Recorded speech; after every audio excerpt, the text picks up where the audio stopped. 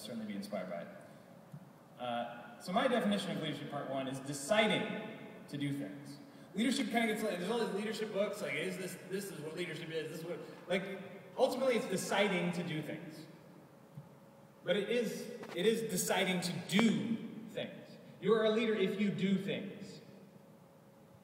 And, again, nothing can stop you from making things better than they are right now. It starts with you. One of my favorite quotes. Everyone thinks of changing the world, but nobody thinks of changing themselves. Leo Tolstoy. And right alongside it, similar notion. Sweep your own doorstep and the whole world will be clean. The notion that so many of us have when we think about, I want to change the world, is we intend to wrap our arms around the entire world instead of starting right where we're at with the areas of influence that we immediately have and our own lives. And I think thinking about our own lives is a good place to start. I love this definition of the good life. The good life is living the place you belong, with the people you love, doing the work that's yours, on purpose. Living in the place you belong, with the people you love, doing the work that's yours on purpose. But you can't do it alone. One of my dear friends and former and Yeti, Nate Vanderbilt, has one of my all-time favorite quotes. And he tweeted this, and I think if you dig around you can find it, to retweet it, which you should. It's a great line. If the bad of your ideas isn't getting regularly replaced by the good of other people's ideas, you won't notice, but it will suck. You also can't love it alone. If you want to really, truly make a difference, you can't throw yourself into something without other people. And you know what you can't face alone? Is fear.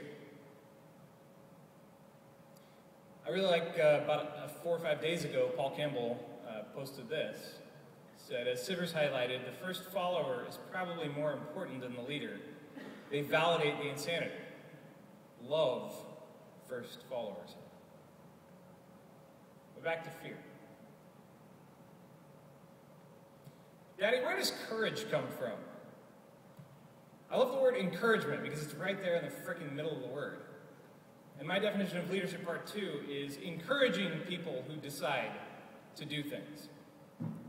I'm amazed when I step back and actually think about this, having seen it in lots of practical points in my life, that in fact encouragement is the only force that changes the world in the only way that actually matters, which is one person at a time. They say that energy cannot be created or destroyed, but encouragement gives physics the finger. It is really, really, really amazing.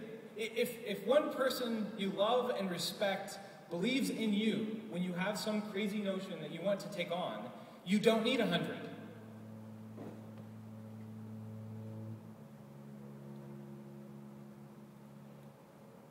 If one person,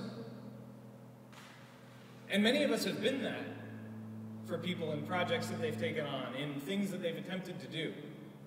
Many of us have had the opportunity to say, yeah, you should do that. And there's nothing that's more awesome than actually being able to be part of someone else doing something that's significant.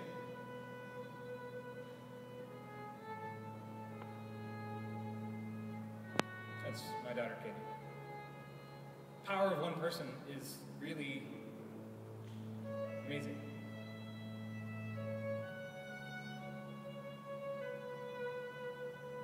So you step out and you decide to do something, and you say, I'm gonna try and do this. I have this idea, and I'm gonna try it.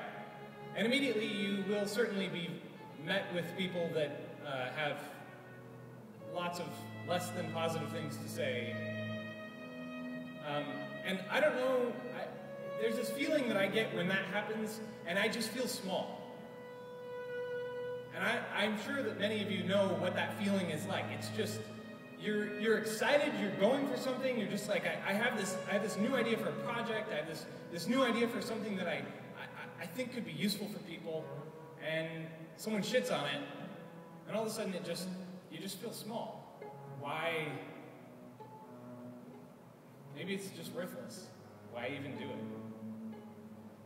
It's crazy to me to think that if you watch several years ago, there is a video of Steve Jobs where someone stands up in a interview session with a large gathering at a press conference and asks some really painful question about the product that they'd released. And he responds, and you actually hear Steve Jobs feeling small. And he asks back, and it's defensive, and it's clearly dead on. But he said, do you create anything yourself and just criticize others' work and belittle their motivations? And many of us have done that, and it's so easy to do. It's frustrating how easy it is to discourage people. And it's frustrating how we have this amazing tool that we can do immense harm and immense good with just a few words in terms of how someone's day goes. If none of you have ever watched, I strongly recommend going back to watch Chris Williams' talk on the end of negativity, because that was one of the